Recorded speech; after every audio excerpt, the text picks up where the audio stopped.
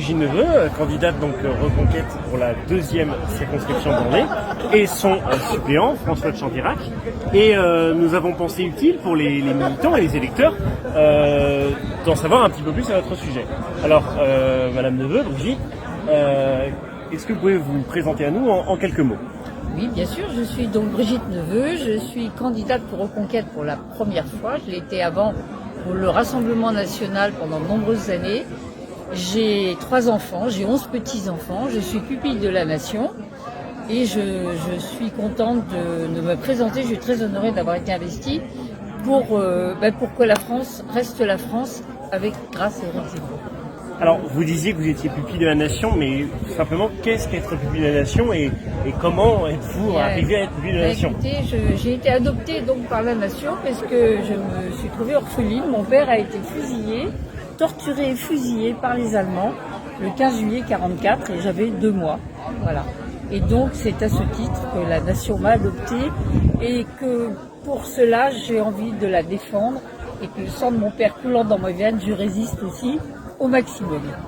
Alors la question qui se pose maintenant, c'est pourquoi finalement avoir rejoint Éric Zemmour et le mouvement Reconquête? Bien parce que j'étais arrivée au Front National il y a très longtemps, en 1977, avec Jean-Marie Le Pen. Et Jean-Marie Le Pen convenait tout à fait, représentait exactement mes idées. Et quand Marine Le Pen lui a succédé, malheureusement, elle a abandonné les fondamentaux du Front National. Et après, changer le nom du Front National, tout ça, ça faisait beaucoup de choses. Et quand Éric Zemmour s'est présenté, ma foi, je me suis engouffrée dans la brèche pour continuer à représenter et à défendre mes idées. Je comprends.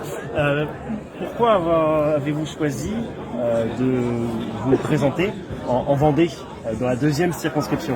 Alors d'abord, j'habite la Vendée depuis presque 17 ans, et complètement, j'y venais beaucoup avant. Et la deuxième circonscription, en fait, j'ai été candidate déjà plusieurs fois. C'est la 3e fois pour les législatives et c'est la 2e fois pour les... j'ai été 2 fois pour les départementales. Voilà, sur le canton de Talmont-Saint-Hilaire. Très bien. Et la dernière fois, cependant, je n'étais pas titulaire, j'étais suppléante. Voilà. Merci beaucoup Brigitte. Peut-être quelques mots de votre suppléant, François de Chantirac. Oui, alors bon, moi j'ai été motivé par le fait de rejoindre Éric Zemmour pour suivre le mouvement qu'a lancé aussi Jean-Frédéric Poisson, membre de VIA, puisqu'à l'origine j'étais membre de VIA. Et comme je suis pour l'union des droites, comme Guillaume Pelletier, comme Nicolas Bay, et avec l'élan d'Éric Zemmour, j'ai voulu rejoindre Brigitte parce que je suis aussi jeune officier de réserve de cavalerie et j'ai beaucoup entendu parler des cadets de Saumur. Et donc c'est aussi pour faire honneur au père de Brigitte qui a été fusillé par les Allemands à quelques centaines de mètres d'ici à la ferme du Hutrot. Et donc c'est aussi pour participer à la défense de la France.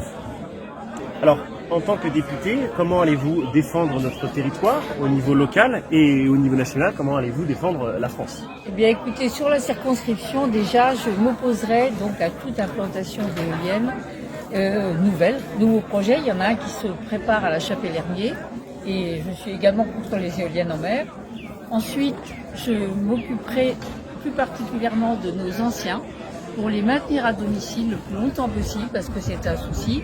Il y a aussi les déserts médicaux qui sont un problème crucial en Vendée comme dans d'autres endroits. Et bien dans la circonscription, c'est pareil. Donc ça, il faudra s'en occuper. Et puis il y a aussi l'école. Je voudrais quand même qu'à l'école, on rétablisse les fondamentaux, lire, écrire, compter, bien entendu, et surtout faire face à toutes ces idéologies destructrices que sont le wokisme, l'écriture inclusive et également l'intrusion des LGBT dans les écoles qui viennent pourrir nos enfants. Ça, c'est très important pour moi. Et puis au niveau national, bien entendu, ce sont les questions régaliennes, la France souverainiste, et je pense qu'avec Éric Zemmour, qui sera sûrement élu en même temps que moi, on va pouvoir faire un très bon travail au niveau de l'Assemblée nationale. Et pour ma part, les questions qui me semblent fondamentales sont les actions régaliennes de l'État. La France et les Français ont besoin d'un État fort, qui ait des frontières précises et défendues. Une population déterminée, or la population n'arrête pas de changer avec 400 000 étrangers et sans-papiers et migrants en fraude.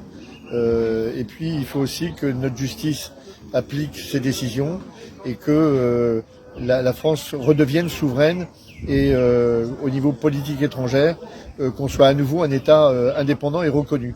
Et notamment suivre la directive de M. Zemmour qui souhaite quitter le commandement intégré de l'OTAN pour retrouver notre souveraineté. Et je voudrais aussi m'adresser à tous les électeurs et surtout qu'ils ne s'abstiennent pas parce que c'est à eux de faire le choix et s'ils veulent que ça change, il faut qu'ils aillent voter.